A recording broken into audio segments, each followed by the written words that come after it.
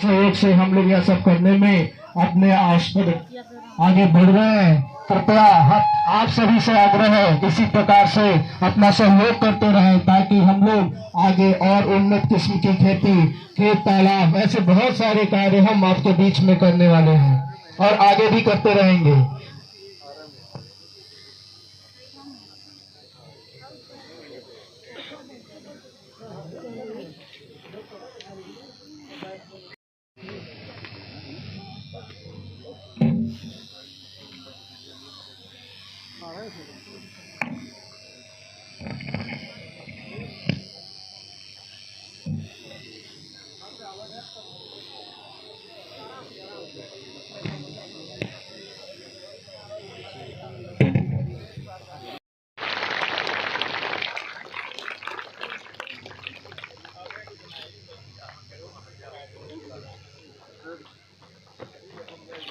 मैं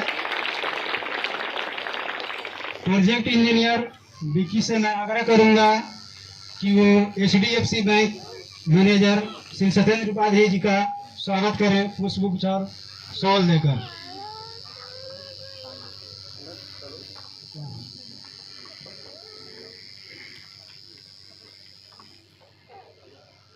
स्वागत में आप लोग तालियां जरूर, इसमें कमी नहीं मत कीजिए।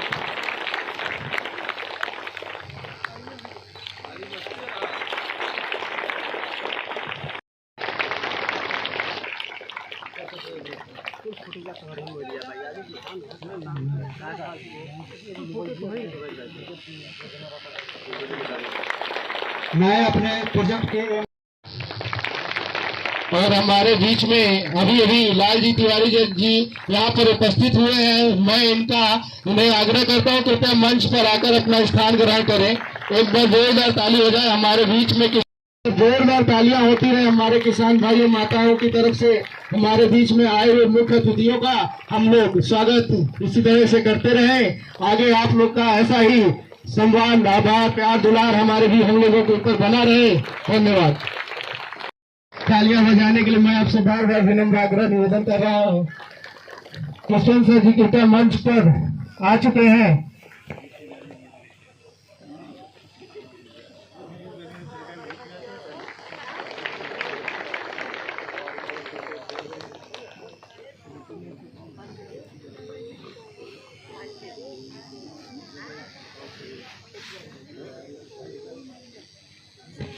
मैं अपने सीनियर मैनेजर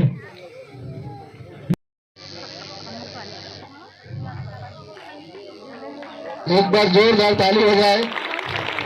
हमारे बहुत ही अनुभवी हम लोगों के मार्गदर्शक माननीय त्रिपाठी सर, पुष्पेंद्र त्रिपाठी सर जी बायो संस्था की ओर से हमारे बीच में हम लोगों का उत्साह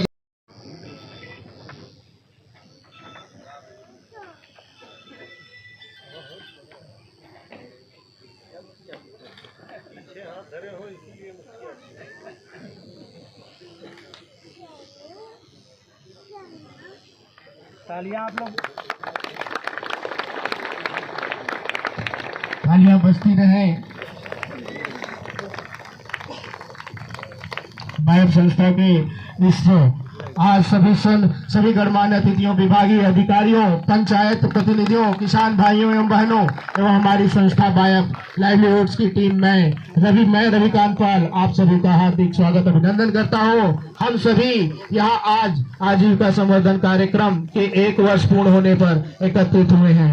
यह हमारे लिए एक महत्वपूर्ण अवसर है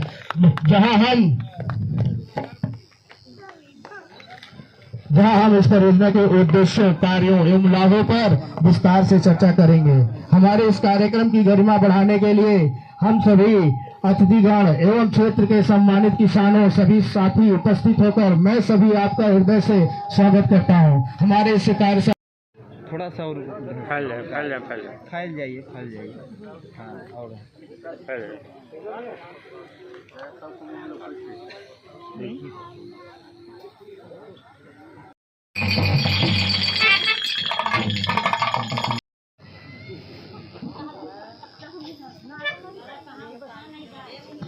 धन्यवाद जी, धन्यवाद।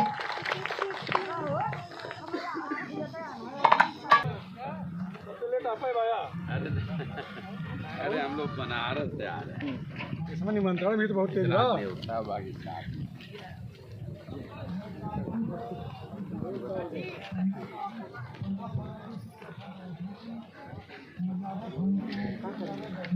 अपन नाम बताओ।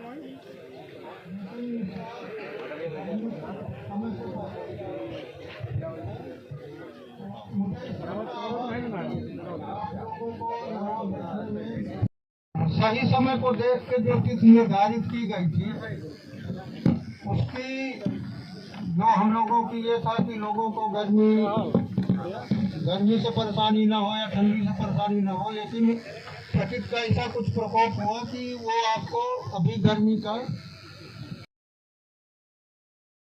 काम में ही रहते हैं और संपूर्ण प्रजा का भरण पोषण किसानों के द्वारा होता है।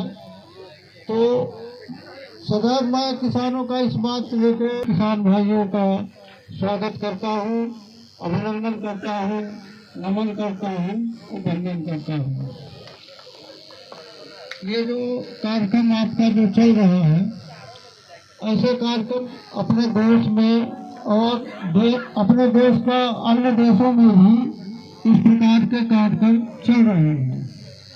सही मायनों में देखा जाए तो ये कोई बहुत बड़ी मतलब खुशी की बात नहीं है कि हमको दूसरों की मदद के लिए देखना पड़े या मदद की जरूरत पड़े। शायद सरकार, मैं एक बार जोरदार ताली से कहूंगा कि स्वागत करना, और मैं अपने त्रिपाठी सर जी से आग्रह करूंगा कि सर का पुष्प गुच्छ और शाल देकर इनका वेलकम करें।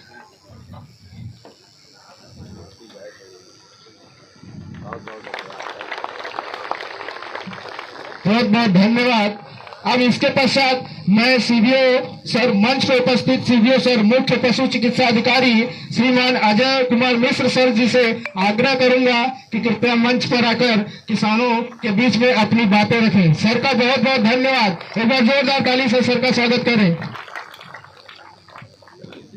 आपने जल्दी बुलवा दिया।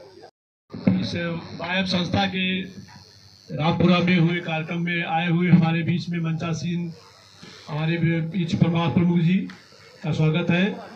हमारे त्रिपाठी जी यहाँ पे जो किसान संघ के अध्यक्ष हैं, इस विज्ञान केंद्र के वैज्ञानिक, जो बैंक है आपके HDFC बैंक के सभी अधिकारीगण और वायब संस्था के अधिकारीगण, साथ में गांव से हमारे आई माता बहनें, किसान बंधुओं, अन्नदाताओं, सभी पत्रकार बंधुओं और सभी यहाँ पर जो भी कार्यक्रम लगे हुए हैं, जो सहयोग कर रहे हैं इस कार्यक्रम को, उन सभी को धन्यवाद और सभी का आकर स्वागत है, अभिनंदन है कि आप लोगों के सहयोग से कोई कार्यक्रम हो सकता है। साथियों, इसी कड़ी में चूंकि अभी हमारे वायब संस्था के मौका मिल जाए, आपके बीच में आते रहते हैं किसी के कार्यक्रम में, इसमें आने का मौका मिला तो मैं पशुपालन विभाग से मैं डॉक्टर A.K. मिश्रा, मुख्य पशु चिकित्सा अधिकारी जनपद सोनभद्र में आपके बीच में उपस्थित हूँ और आने का मौका मिला। मेरा सौभाग्य है कि इतने लोगों के बीच में आने का, अपनी बात कहने का, अपनी जानकारी देने का जो सौभाग्य मिलता है बड़े संजोग से, इसके लिए मैं वायब संस्था को, HDFC यहाँ के ऑर्गेनाइजर को बहुत बहुत धन्यवाद देता हूँ। इन्होंने हमें इन्वाइट किया, मुझे अवसर दिया। इसी कड़ी मुझे अवगत कराना है कि हम सब किसान हैं, किसान के बेटे हैं, धरती है, धरती माता, गौ माता कहा जाता है, माता का दर्जा ऐसे नहीं मिलता है। भारत माता, जो सब माताएं हैं यहाँ पर, सबका बहुत बड़ा योगदान रहा है। उनकी बिना धरती, उनके बिना सहयोग के आपका सारा कार्यक्रम, सारा जीवन चल नहीं सकता है। क्योंकि आप किसान हैं, हम लोग भी किसान हैं। किसान बहुत बड़ी मजबूत कड़ी है देश की अर्थव्यवस्था में। इन्हें आपके कंधा मिलाए हुए विभागों के सहयोग से, सभी अधिकारियों से, जितने भी विभाग कार्य कर रहे हैं, सभी का कार्य क्षेत्र आपका गाँव है, आपके किसान हैं, सारे लाभार्थी आप ही हैं। सारी योजनाएं सरकार की आपके विकास के लिए, चाहे सड़क हो, बिजली हो, पानी हो, नहर हो, नलकूप हो, ब्लॉक हो, विकास हो, जो भी है, सबका विकास, आपका ये विकास होना है। इन सब में आपकी सहभागी, आपकी भागीदारी बहुत जरूरी है। क्योंकि विभाग अपने अपने स्तर से काम कर रहे हैं, हर आदमी अलग अलग काम कर रहा है। कोई एक काम कर रहे हैं, कोई 4 काम कर रहा है, कोई बहुत धंधी भी है। हमारी महिलाएं भी समूह के माध्यम से कई कार्यक्रम कर रही है। किसान भी कोई उद्यान विभाग से जुड़े हैं, कोई कृषि विभाग से जुड़े हैं, कोई पशुपालन से भी कह रहे हैं। लेकिन मेरा कहना थोड़ा इतना ही है कि हम अगर किसान हैं तो साथ साथ पशुपालक भी हैं। बिना पशुपालन के खेती हमारी पहले भी नहीं हुई थी, ना आगे भी होगी। खेती का भविष्य, अगर खेती में स्थायित्व लाना है, खेती में आय बढ़ानी है, तो पशुपालन को साथ में लेना पड़ेगा। हमारी गौ माता जिनका तिरस्कार होता रहता है, कहा जाता है कि पशुपालन का क्षेत्र वैसे भी बहुत से लोगों द्वारा बहुत इंटरेस्ट नहीं लिया जाता, केवल मजबूरी का धंधा काम किया जाता है। अगर दूध पानी की जरूरत ना तो उसका भी नहीं करें, जबकि पशुपालन हमारी धरती, हमारी गौ माता जो है आपकी खेती के लिए वरदान है। हमारे पूर्वज भी अभी गांव से रहे हुए, हमारे बाबा के जमाने में खेतों में कितना गोबर की खाद जाती थी, सिंचाई यूरिया शायद बहुत कम पड़ती थी, नाम मात्र पड़ती थी, हरी खाद और गोबर की खाद मिलाकर हमारी खेती होती थी। उससे जो अन्न पैदा होता था उसमें बहुत ज्यादा भंडारण की दिक्कत नहीं होती थी, बहुत लंबा चढ़ता था, न सड़ता था, न गलता था, ऐसे रख दिया जाता था। आलू आज सब ऐसे पड़ा रहता, साल भर चलता था। इसका कारण ये था कि उसमें खादें कम पड़ती थी, जैविक खादें, गोबर की खादें ज्यादा थी। तो पहले हम बहुत जानवर रखते थे, पशुपालन करते थे, पहले गाय भैंस बैल सब रहता था। जिसके जितना पशु होता तो उतने समृद्ध माना जाता था। कहते हैं कि पशु जिसके दरवाजे बंधा हुआ है वो आदमी ज्यादा समृद्ध माना जाता था। आज भी कोई अगर बाधा डेयरी काम कर रहा हो, अच्छा समृद्ध हो सकता है। पशुपालन की आवश्यकता इसीलिए है कि हमको अपनी खेती को भी बचाना है।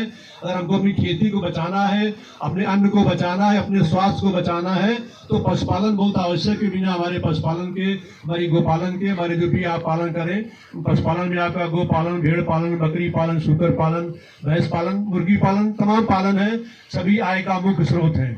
अगर हम चाहते हैं कि हमारी खेती में स्थायित्व आए, खेती हमारी सुरक्षित रहे, हमको पौष्टिक अन्न मिले, तो पशुपालन को अपनाना है। क्योंकि गाय का गोबर और उसके मूत्र में जो कीटाणु जीवाणु जो कार्बनिक रसायन पाए जाते हैं, वो वैज्ञानिकों ने भी सिद्ध किया, टेस्ट किया है कि गाय के गोबर मूत्र में आज भी असंख्य कीटाणु जीवाणु पाए जाते हैं।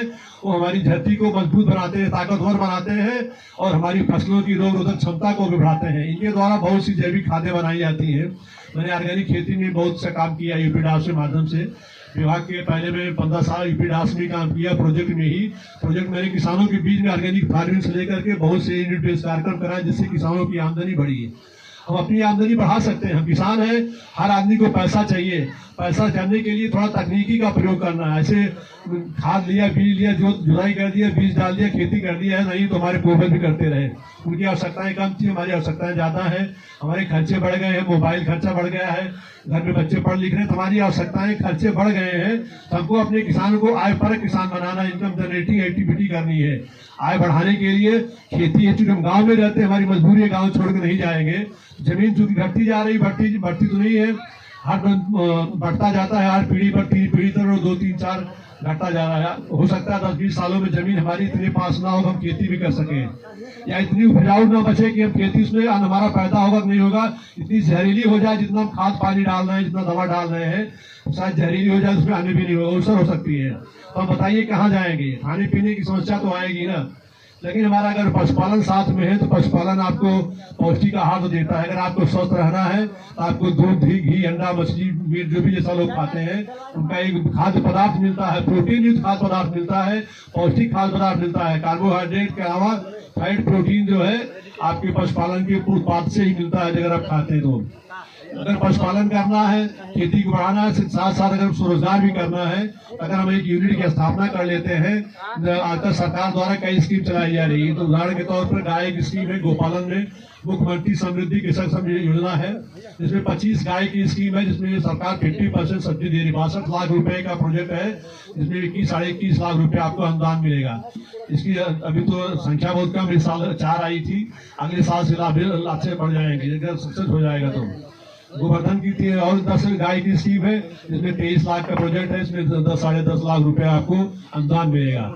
सरकार का मुख्य उद्देश्य है आपकी स्वदेशी नस्ल का संरक्षण करें। क्योंकि हमारी गाय, देसी गाय जो साहिवाल, सिंधी, थार पाकर, कांकरेज, हरियाणा, ये हमारी स्वदेशी गाय, इनकी उत्पादन क्षमता बहुत है। यही गाय विदेश में जाके 40 लीटर दूध दे रही है। ब्राजील, इंडोनेशिया, हमारे यहाँ साहिवाल ले जाते हैं, वहाँ अच्छा बढ़िया उसका टेक्निक से खिलाना पिलाना, उनका ध्यान रखना, वहाँ 40 लीटर दूध देती है। हमारे यहाँ 10-12 लीटर दूध देना मुश्किल हो जाता है, कारण कि हम उसमें बहुत ध्यान नहीं देते। हमारे लिए पशुपालन एक सेकेंडरी है, प्राइमरी नहीं, हम उस पर बहुत ध्यान नहीं देते हैं। जबकि हमारी महिलाएं सारा पशुपालन का ही काम करती है। कोई महिला चाहे बकरी पालन हो, चाहे गोपालन हो, घर के खेती बाड़ी में हमारी महिलाएं काफी सहयोग करती है। बिना महिलाओं सहयोग के न खेती हो सकती है, न पशुपालन हो सकता है। महिलाएं बहुत जागरूक है, पढ़ी लिखी है। मेरा कहना है कि हमारा युग पढ़ा लिखा युग है, सब लोग साक्षर हो गए हैं, सबके हाथों में मोबाइल हो गया, टेक्निक हो गई है, इन सब का उपयोग कर सकते हैं। किसी चीज की जानकारी लेना है तो हमारे मोबाइल गूगल में सब चीज लिखा हुआ है। अगर आप किसी भी किसान का, खेती का, पशुपालन का, डेयरी का, उसका नाम डालिए, हमें उसकी क्या स्कीम है, क्या योजनाएं हैं, उसका नाम आएगा, उसके बारे में आएगा। आप थोड़ा समय भी दीजिए। समय मोबाइल सब लोग देखते हैं घर में बैठ के। आपकी विभिन्न योजनाएं जिसके बारे में आप काम करना है उसका नाम डालेंगे। सारी स्कीम जो गवर्नमेंट की सब पोर्टल पे है, सब ऑनलाइन है। किसी भी विभाग में आप काम करना चाहते हैं जो आपकी रुचि है, तो आप उसमें गूगल पे जाइए, खोजिए, आप पूरी स्कीम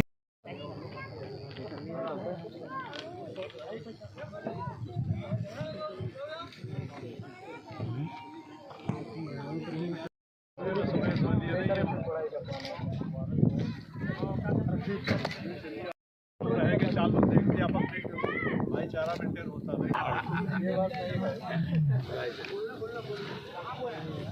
है।